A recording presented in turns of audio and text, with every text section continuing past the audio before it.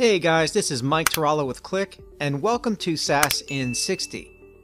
This week, we introduce a simple style improvement to the KPI chart object. KPI charts provide simple summarized views of your data that help track the performance of your metrics, better known as key performance indicators. In case you missed it, a number of styling improvements have been implemented over time, such as responsive behavior, a large library of conditional symbol icons, custom color schemes, and alignment options.